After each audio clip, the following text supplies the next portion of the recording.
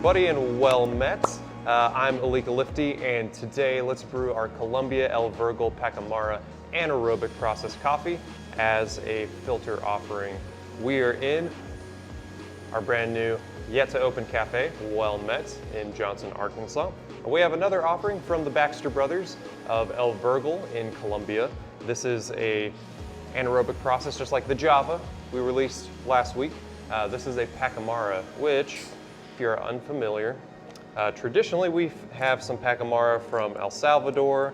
Sometimes we have some from Colombia, but these are big, enormous beans.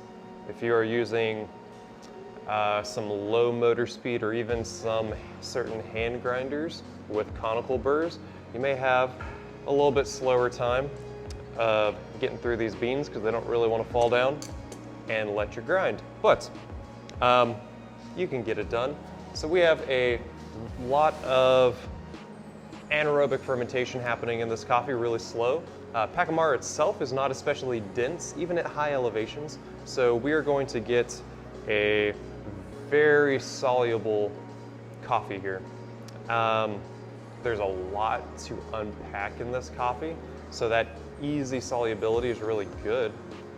But on the other end of things, it has these very tannic notes, can verge into these like herbal characteristics if we over extract. Because it's so easy to extract, it's also really easy to over extract. So we're gonna have a really interesting recipe today on the Kalita Wave.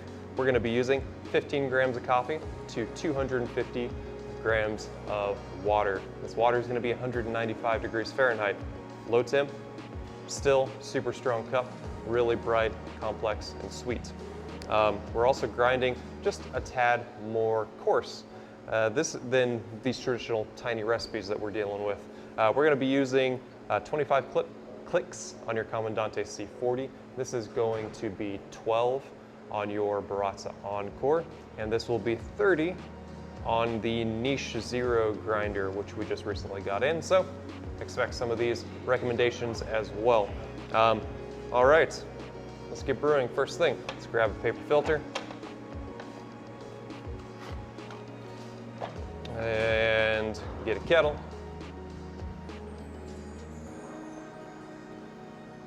Wet that filter. There we go. We're going to encourage a much faster drain time in this Kalita. Even with our grind size and our lower temp, I still need to push this coffee to drain a little bit faster. You'll get really nice results out of your traditional V60 recipes. Like, it's easy to brew. Just be careful. You'll probably want to grind a little bit more coarse and probably use cooler water when you go about this. Dump our coffee in.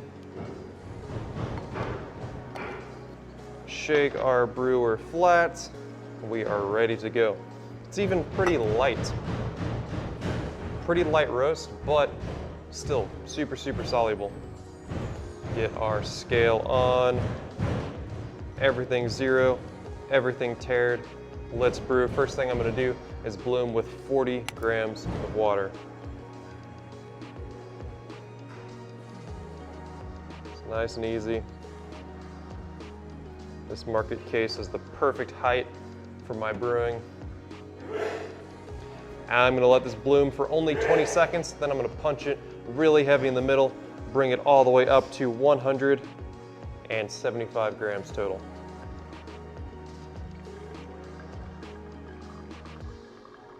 There we go. And then let's go till 55 seconds. And the 55, I'm gonna finish it off to 250 grams in a nice even spiral pour. So heavy in the middle, pushes this drain time. We're gonna go quick, letting it drain pretty much all the way through by the time we get to that 55-second mark. And here we go. Boom. Hit it, spiral, touch all the coffee, push everything back so we get a nice flat brew bed. There we go. And let it do its thing. If you let this drain too fast, it's going to be really tart, have a lot of citric, tannic, and malic acidity. Really complex and drying. If we go too long, it gets kind of herbal. We get this nice upfront acidity and sweetness, but then we get this like sage and thyme, almost like, you know, we're whipping up a roast or something. This becomes very savory. All right, we should finish draining here at about 1 minute and 50 seconds. Should have a nice, flat, even brew bed. And when we are balanced, here we go. When we are balanced, we're going to get tart raspberry. We are going to taste lime. And we're going to get some cocoa tea. So think, again, a little bit of citric acidity, that nice cocoa flavor, and a little bit tannic, lingering somewhere into black tea as well. But we get a really nice balanced cup of coffee. It is really interesting if you over extract this coffee. Maybe you want to try that out. Gives you a really interesting cup and a really cool idea of what happens when you have these fermented coffees, what it is doing to our flavor. Or just follow the recipe and you'll get a good cup. All right, serve and enjoy.